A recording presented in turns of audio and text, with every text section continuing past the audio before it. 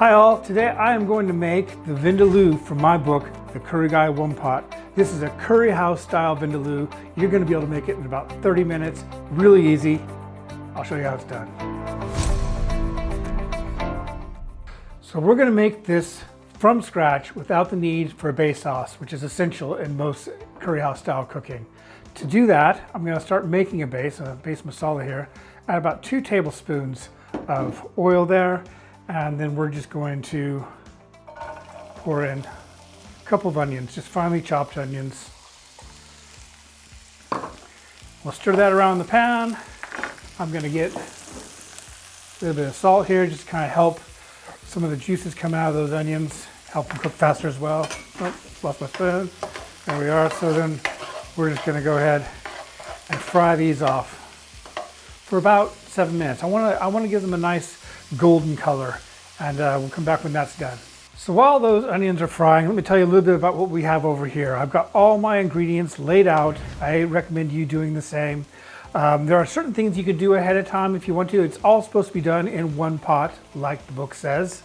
But there are things that you can do to work ahead if you want to. For example, I did some tandoori chicken in my air fryer. I got a video for that as well. I pre-cooked some potato, but that's something you could actually just throw into the sauce and let it simmer a little bit longer.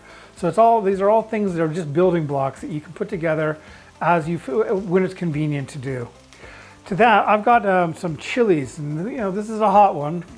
Curry house style Vindaloos are supposed to be quite spicy, so I've got a couple of these Scotch bonnet chilies there, and a few of these finger chilies as well.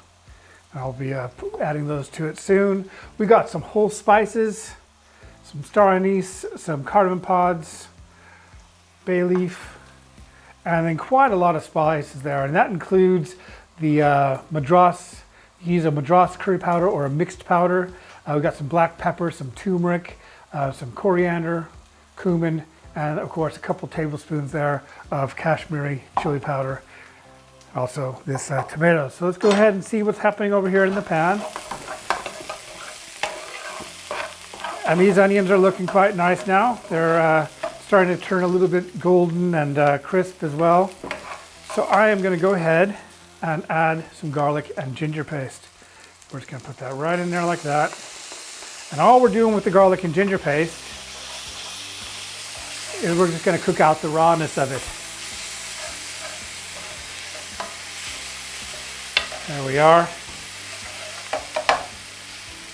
And to that, I'm going to start adding the spices. So all those spices that I showed you before, all of these ingredients, by the way, are in the description. So you don't have to remember them as you're watching this. They're all down there. I've listed them all below.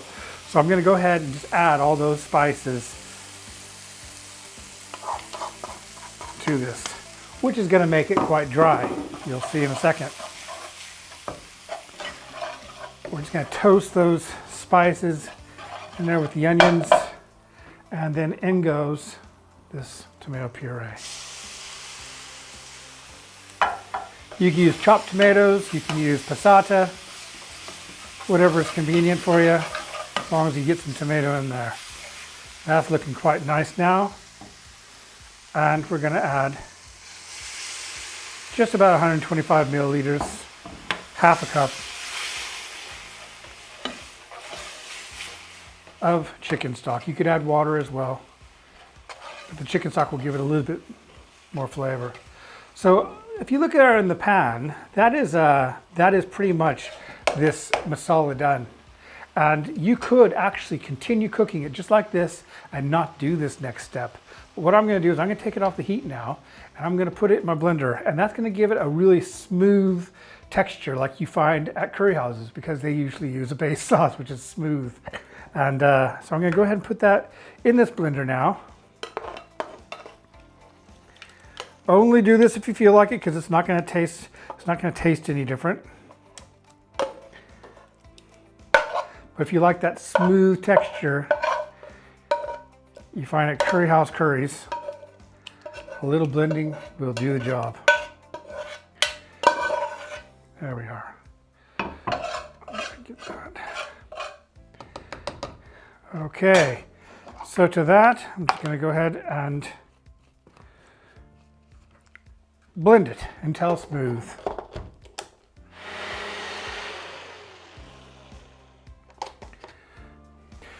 Okay, so I'm just gonna wipe this pan clean a little bit. You don't have to make it spotless. It doesn't make much difference. And we're gonna add a little bit more oil to this. And then we're going to add these whole spices. So we got some star anise in there. And a few. So we're gonna start letting those infuse into the oil.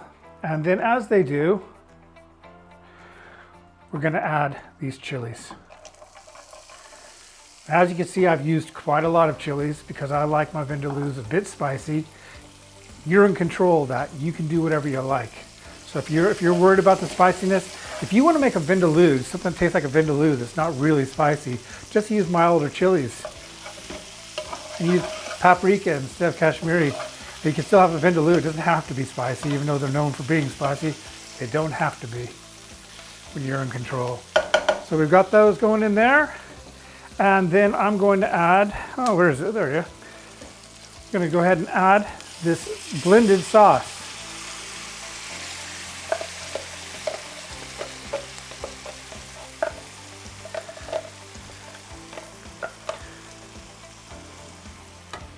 I think I'll try and get some more of this out.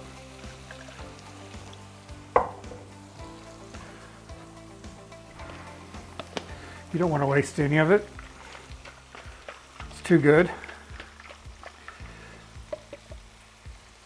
So we're going to go ahead and add that water and all the rest of that paste into the pan.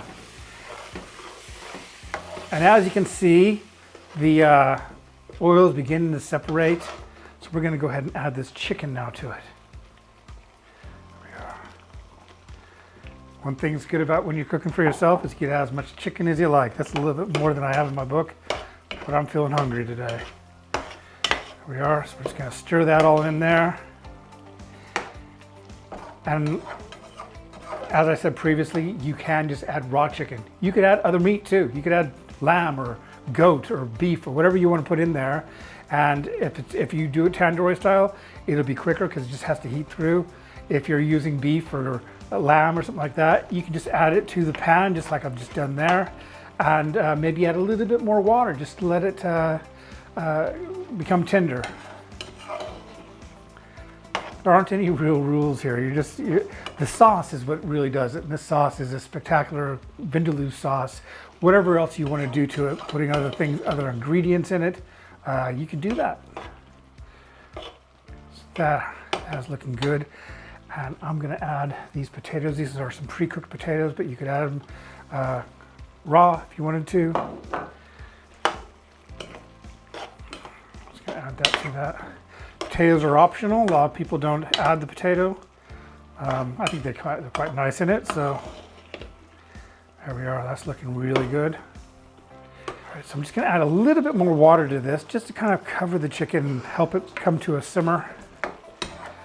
And I'm using a metal pan here today because I'm trying to get that curry house flavor. So obviously you could use a non-stick pan if you wanted to, but I'm just gonna let this cook over this high heat. And as it does, it's gonna caramelize around the sides. You don't need to be stirring from the middle. It won't burn. There's enough liquid there. But as when it gets and starts caking around the pan, you just stir that right in. This is smelling amazing right now. It's gonna be very, very good. Now I'm just gonna add a little bit of vinegar. Just gonna give it a bit of a bite, a little bit of tartness. Scrape off some more of the side. And we're just gonna cook it down. That's really pretty much it. That's done. I'm going to add a little bit of salt. Things you could add to this are kasuri methi, so like dried fenugreek if you wanted to. You can top it with coriander. Squeeze a lime is always nice. and we'll just let that simmer for about 5 or 10 minutes, and it's going to be ready. I'm just going to let it cook down a little bit, and we'll give it a taste test. All right, it's been going for about 15 minutes or so. Nice thick sauce. It's going to be absolutely gorgeous with the naans I'm serving it with. I'm going to add a couple of things here that I didn't put in the book, but I think they'll really improve the flavor. Got a little bit of MSG there for some umami. And we're going to put a little bit of castor methi in there, just rubbing it between my fingers. That will really bring out the flavor. There we are. And just because I made this in 30 minutes doesn't mean you need to. You can cook this a little bit longer, especially if you're cooking it with raw meat. You can cook it for longer and it's just going to make the flavor better. Just watch it. You can also make this a day ahead of time because the flavors just intensify overnight and they become so nice. So let's give this a try.